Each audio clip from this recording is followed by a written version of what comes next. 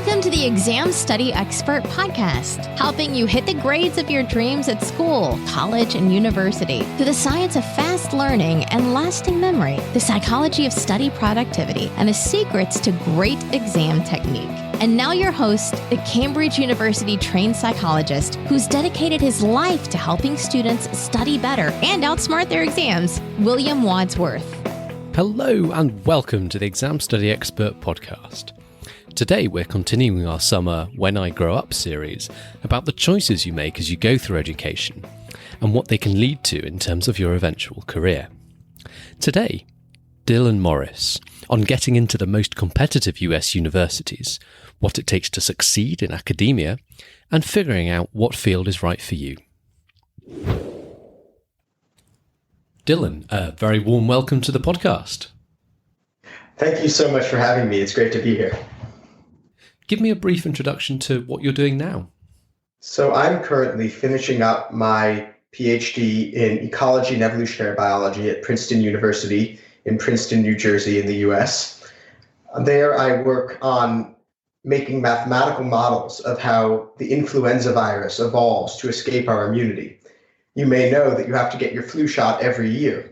And one of the reasons why that is that over time, the virus's antigens, the things our body recognizes that protect us against it, change. And we have to update our protection. But we don't really understand exactly how that happens. And I use mathematical models and some real data to try to understand it better. That sounds fascinating. And tell me where you are at the moment with your research journey.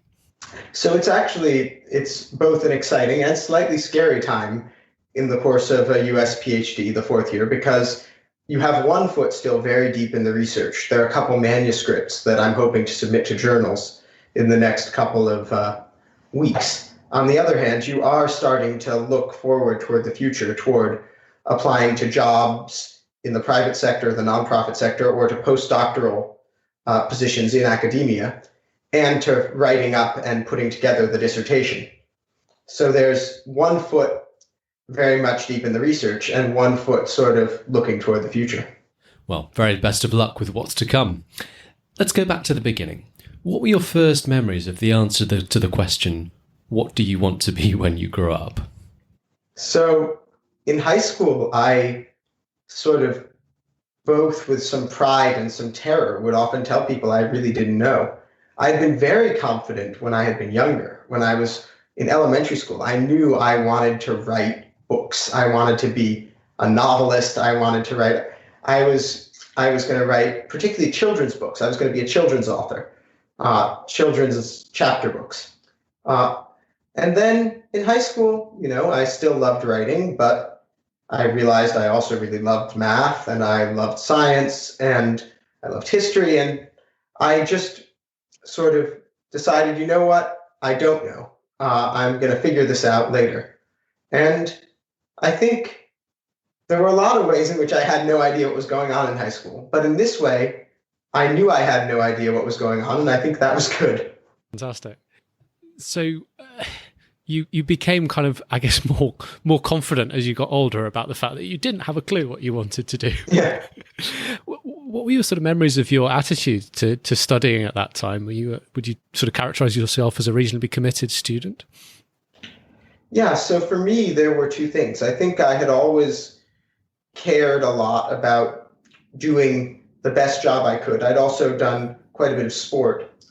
And similar to how I was a track and cross country athlete. And similar to how in running, I think one's always trying to push oneself, not even necessarily to do as well as one can relative to others, but as well as one can relative to one's own previous personal best goal times. I think with school, for one thing, I always just wanted to feel that I'd put in my best effort. But then the other thing was I was lucky. I had good teachers and I liked school.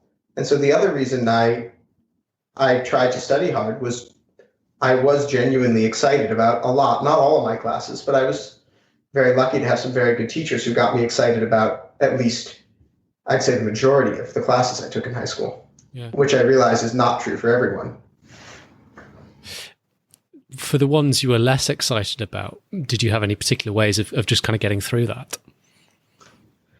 I think for me, when it was something that I thought was more boring, or when I didn't like the teacher as much, or when I didn't quite see the point of the exercise, I think my main strategy, particularly in secondary school, was to try to make that the thing I did first and put aside, and then got on to stuff that I was more excited about. By not sort of pushing off the stuff that I was less excited about, I made sure it actually got done. And then there's this real sense of freedom once you're done with the grunt work, and you can move on to things that you're a little more excited about. Now, I'm not going to claim I was always good about that. I certainly, like many high school students, I procrastinated plenty.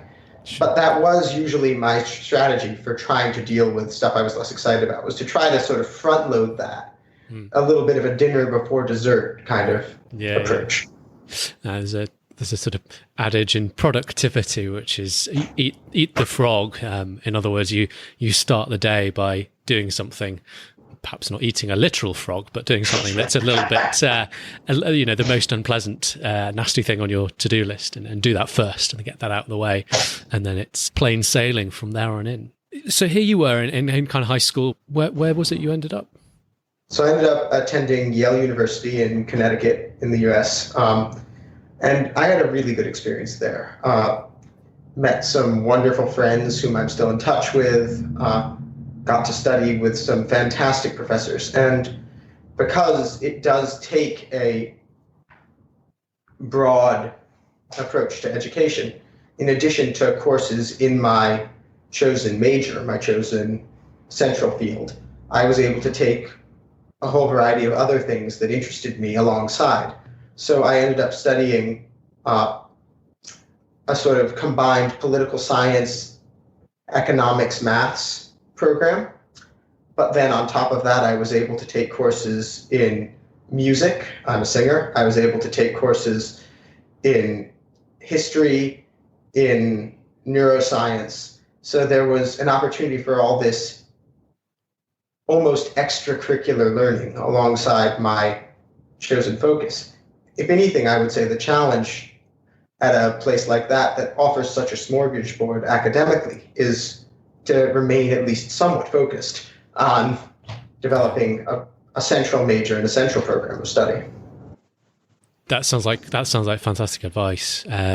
You mentioned not kind of going too broad, but making sure you have at least some focus on a kind of, as you were saying, a core program of study. Any kind of other reflections about getting the balance right between, I guess, breadth and depth? I think that my main reflection on that is that, and indeed one thing I do wish I'd done a bit differently as an undergraduate, is thinking very hard about not necessarily studying the courses one wants to take so much as studying the program that leads to your ideal day from 9 a.m. to midnight or whenever you go to bed in the future. There were some courses that I wish I had taken that didn't excite me so much at the time for what they themselves were, but that would have provided excellent skills for what I ended up doing for this program in mathematical biology. There were a lot of the maths I took, for example, was more on the pure math side, because I was a little more interested in that than some of the applied math. But some of the applied math that I could have taken and that I've had to catch up on now didn't excite me as much in itself, but had applications. I guess that's why they call it applied math, that I now know really excite me.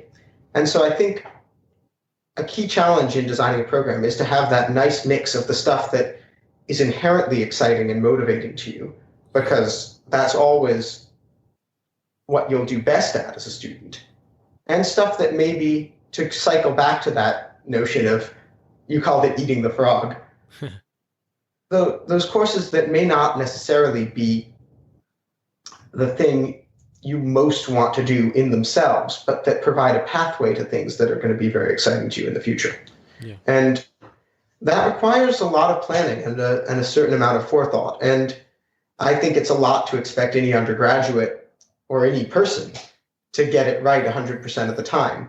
But it's still worth trying, I think, even if inevitably you'll take something that you expect to be useful and it will turn out to be useless. You'll take another thing that you're taking just for fun and it turns out to be the key to the rest of your life. And with that acceptance of uncertainty, still a little bit of the attempt to plan, I think, is a very powerful and valuable thing. Just before we leave your undergrad days, I wonder if you had any reflections on anyone applying for a reasonably competitive US university like Yale or Princeton, where you are now. Any tips for that application process? So I think the thing that can't be emphasized enough is that these universities at this point have so many strong applicants that one wants to put one's best foot forward, but at the end of the day, it's a crapshoot, and it's really important to remember that. Because I think a lot of students get into one selective university and not another in the United States and sort of ask, well, what did I do right with this one and what did I do wrong with this other one? And the answer is usually nothing in both cases. What happened is you put forward a good application to both. In one, a whole bunch of coin flips came out your way, and at the other, a whole bunch of coin flips went against you. And to that end, I think the thing I encourage strong students applying to American universities, cast a broad net, find a group of universities, any of which you'd be very excited to attend, and try to put your best foot forward at each. But don't overanalyze any particular string of yeses and nos, because ultimately it's a very random process for choosing among a large group of very qualified students. And in terms of the only advice I can give for sort of putting that best foot forward is these universities are always looking not so much for a well-rounded student who does a little bit of everything. They certainly like it if a student has a broad base of skills. But in particular, they really want to see what specific activities, ideas, possible careers, possible futures excite the student. Not so much well-rounded as the term often is, well lopsided. A student who has a few particular interests or drives or motivations that really stand out and give them a kind of focus that's going to give them a chance to really make the most out of a place like Yale that offers so many opportunities and so many exciting things to be doing, that only a student who does have some strong sense of drive and some particular things that they're excited to take advantage of is going to really thrive in a place where they're just deluged with opportunities. So I think one thing the Yale admissions officers look for, and I imagine they do the same at Princeton and at other highly selective American institutions, is these students who don't necessarily know what they want to do. I didn't know what I wanted to do, but have a few particular things that really excite them. And because that gives the admissions officer a sense that that student might pursue A, might pursue B, might pursue C, but is going to have some particular angles of attack from which to dive into the massive ocean of opportunity offered by a place like Yale. That's fantastic. I think that's really helpful. When you're preparing to talk about these areas in which you're particularly interested, is there anything you'd recommend in terms of approaches to sort of reading up on subjects and so forth that would be good to take? So I think the key thing for any student when applying to these highly selective American universities is to first just to think very hard about what specific things at that university they could imagine themselves diving into. So look at what unique academic programs are offered, what the unusual extracurricular opportunities are, and really do think, my view is that honesty is always the best policy. Think honestly about if you were to end up setting foot on that campus as a first-year student, what would be the sort of 3 things you would be most bursting with excitement about? And then you can really structure your application around those things and highlighting in your essays and when you have an interview in the US, it's usually with an alumnus of the institution. And in talking to your secondary school teachers who are going to write your letters for you, highlighting those particular instances of a good fit, because they have so many academically qualified students that they have the luxury of choosing ones who have that particular sense of drive and that particular sense of good fit. And the more you can think about where your places of good fit are for a particular university, the easier it's going to be to craft that compelling application. That's fantastic. No, thank you for that. So you've completed your undergraduate program at Yale. What happened next? So as I was getting to my final year at Yale, I started thinking about where I wanted to go in the future. This was now as I was starting to get the sense that I was interested in disease control and I hadn't yet fully figured out at this point whether I did want to be more on the political economy side or more on the biology side. So I was looking for at a lot of different jobs and also at academic scholarships. And I was very lucky, and I ended up winning a scholarship to Cambridge called the Mellon Scholarship that gave me 3 years to do postgraduate study at Cambridge, not aimed at a PhD, but simply aimed at sort of more exploratory postgraduate study. And that provided me in the end with this perfect opportunity to test the waters of whether I wanted to stay more on the political science, social science, humanities side of things, or move more into natural sciences and biology. I did a master's in political thought, and I also did a master's in essentially mathematical disease ecology. And it was the latter one that really spoke to me. And on the strength of that master's, and with a letter from my supervisor in that master's at Cambridge, I was able to apply to PhD programs in mathematical biology. And that led to where you are now, I guess. Again, it sounds like an amazing opportunity to have that that sort of that kind of keep that breadth of study going, and that what an amazing opportunity to be able to go and spend 3 years pursuing programs of your choice and really finding out what was for you by deeply experiencing some of the different options that had interested you. That's amazing. Okay, so let's talk about the PhD a little bit then. What should people? Yep.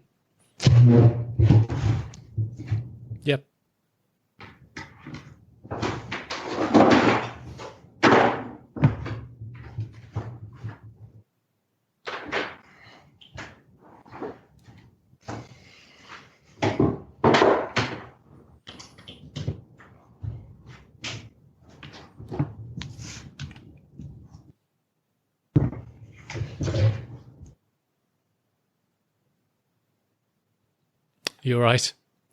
Yep. Fantastic. I'll chop that little bit out. Okay.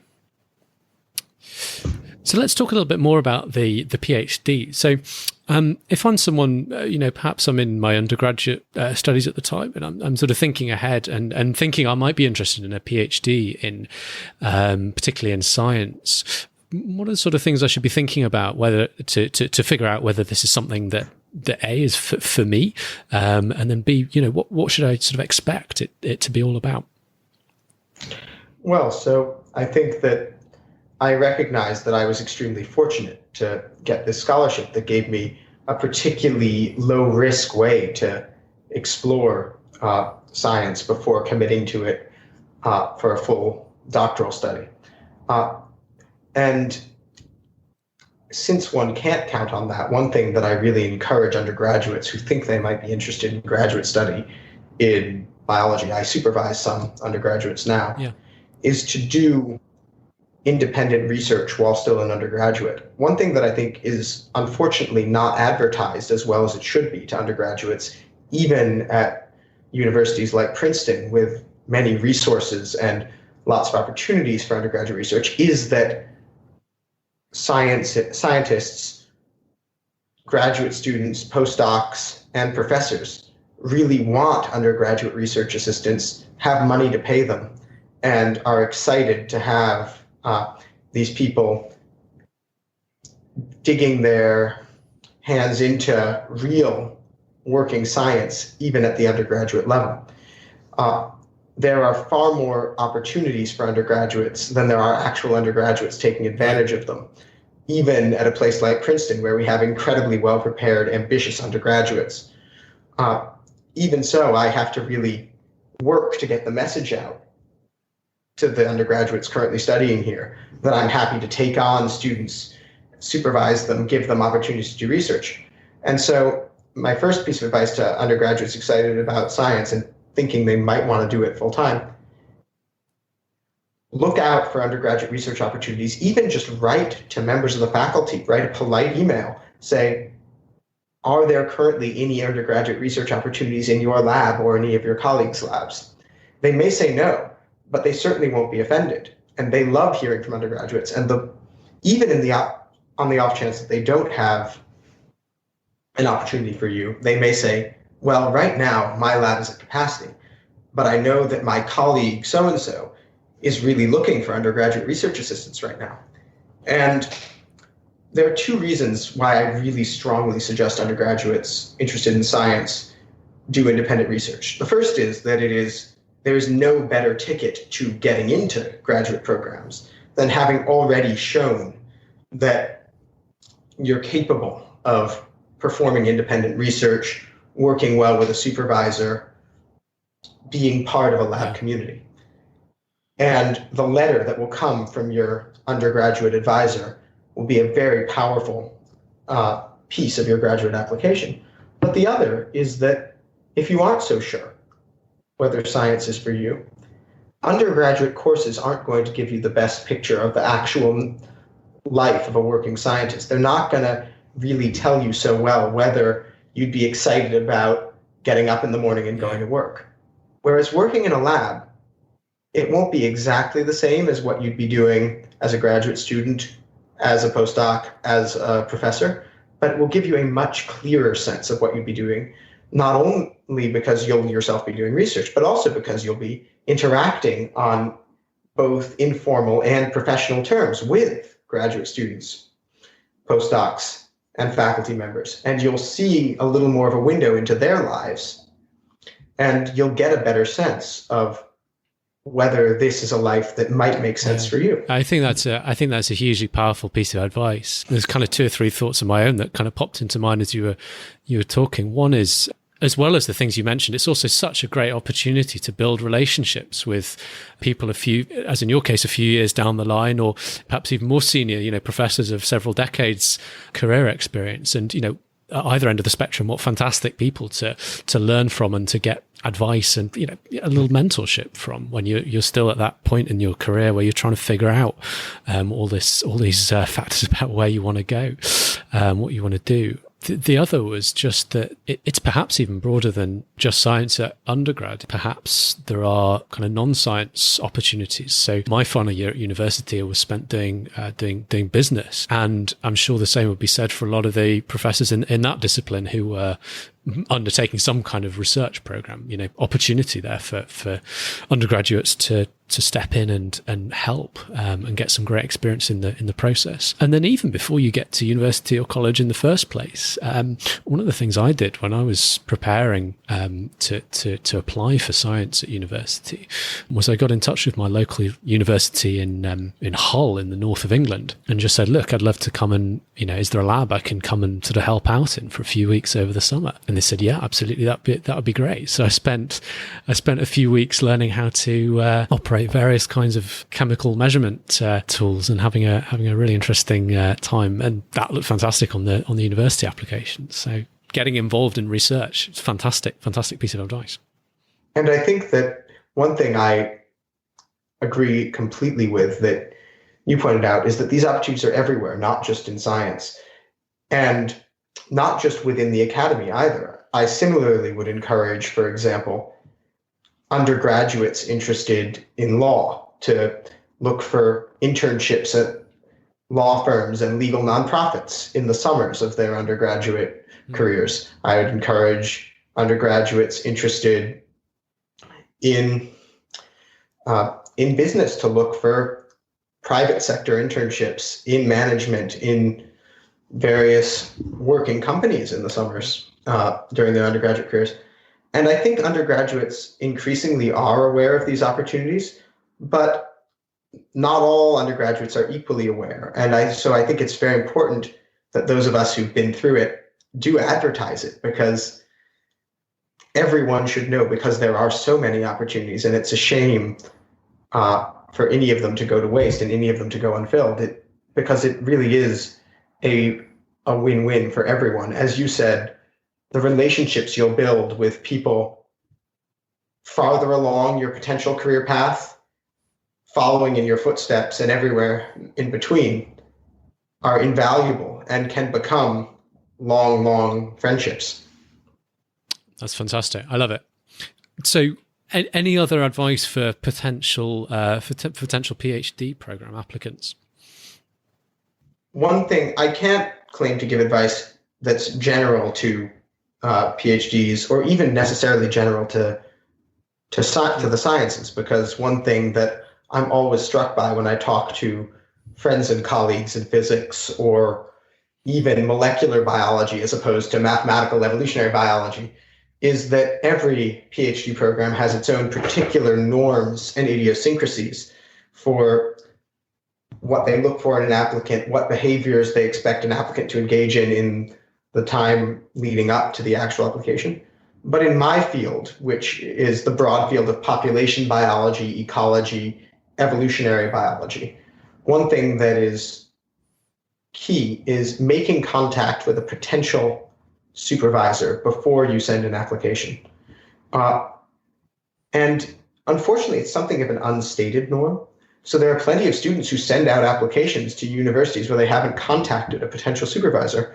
And even if it's a terrific applicant, that application will usually go to the bottom of the pile, because unless a supervisor is ready to say, I'm willing to take this student and I'm excited about having this student in my lab, it's going to be quite hard, at least in my field, for that student to reach the top of the pile. And so in population biology, ecology, evolution, students should contact a number of labs in which they'd be excited to work, and try to set up Skype conversations with faculty members. Faculty are almost always willing to have a short Skype. Usually by the end of that Skype, they will give you a signal of whether they think it makes sense for you to apply for their lab. They'll essentially say one of three things. One is, well, this seems great. Unfortunately, I'm not taking students this year, but you might consider these other labs at my university or elsewhere. They might say, well, you seem like a very strong candidate. I do, however, have several other strong candidates this year, so you are more than welcome to apply, but it will be competitive. Or they will say, I would strongly encourage you to apply. I think this is a terrific fit. And I would really focus one's energy on the labs where you get that strongly affirmative response, but I wouldn't take the others as so damning either. They are usually honest responses because these labs do have strong candidates. If you still think it's a great fit, that's still worth putting in an application. And as for the ones where they're not taking students, they won't just freely reel off names without thinking. They will have been listening to you describe your research interests. And these people know their own field very well. So when they say, my friend so-and-so, I think would be a great advisor for you, they usually mean it. And it's 100% worth your time then to turn around and shoot off an email to this other faculty member and see what they say. What are the norms for my field if it's not quite the same as what you've been describing? I'm guessing a good way to find out is just kind of reach out to a couple of people in that field and ask what would be expected and how they'd like to engage. Yeah, and I think in particular, this is another reason to work in labs as an undergraduate if you're interested in graduate study. But in general, try to look through your group of friends, find someone who is currently in graduate school or has been through graduate school in the field you're interested in, and send them a quick email asking if they'd be willing to meet for coffee, or if they're far away, have a Skype, and just walk you through how it works.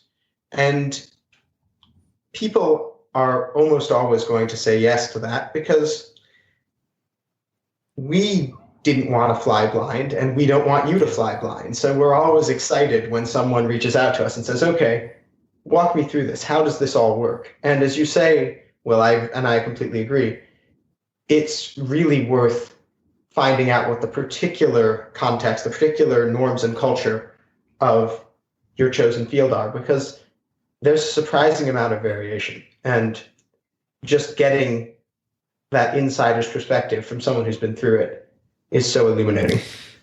And I think, again, that's sort of fantastic advice that has applications beyond academia. And, just thinking about kind of various careers I was interested in at various points, sort of from theatre to business, where I did end up. So a number of very competitive fields. And what I found was I could reach out to people, even people that I didn't know personally, ask for advice. And a lot of the time, people are happy to send the ladder back down if they've managed to climb into a particularly competitive area and kind of help up the next generation. It's fun for people to have those conversations a lot of the time. So don't be afraid to ask. And not so we don't paint too rosy a picture for your listeners, there will be the occasional jerk who wants to pull the ladder back up after. But I will say that I think, and I suspect this has been your experience as well, that in competitive fields like academic science, like business, like theater, people are aware of how hard it is, how tricky it is, how many unspoken norms there are. And as a result, most people feel very grateful to be where they are and know they wouldn't have gotten there on their own. And as a result, feel almost an obligation to extend a hand and help other people who are in the position they were in a few years ago, flying blind, fly a little less blind. Yeah. That's right. That's absolutely right. Feels like a fantastic message to close on. Dylan, thank you so much for this conversation. I think there's been a huge amount of fascinating insight and really valuable advice in here. I always ask towards the end if there's one piece of advice you could go back and give to yourself back at high school about sort of the world of academia and study and finding your path in life. What would you say? I think I'd go back and tell my 16-year-old self two things: be patient and imagine your everyday day. And you can revise that everyday day. But at each point, think, okay, if I keep going where I'm currently going, what's it going to look like on a typical Tuesday when I get out of bed? What's my day going to look like? And do I like how it's going to look? And if I don't like how it's going to look, well, what should I do differently so I'm headed toward a typical Tuesday I like a little better? And the patience is important because you're not going to get to your dream typical Tuesday on the first try, I think, unless you're extremely lucky. But it's a really good exercise. And once someone finally taught me to use that exercise, and I've been using it ever since, I got it a little after 16, but it really helps focus your thinking about why am I where I am now? Where do I want to be in the future? And how do I get from here to there? And that combination of dreaming about the future, but having patience about the present is a tricky skill, but if you can get it right, it can be such a valuable skill. That's fantastic. Incredibly powerful stuff. Dylan, thanks once again. You've been an absolutely fantastic guest. Thank you very much indeed. Well, thank you, Will. This has been such a pleasure. And thank you to all your listeners for tuning in. If anyone wanted to get in touch or sort of find out a bit more about you and what you're up to, where could they go?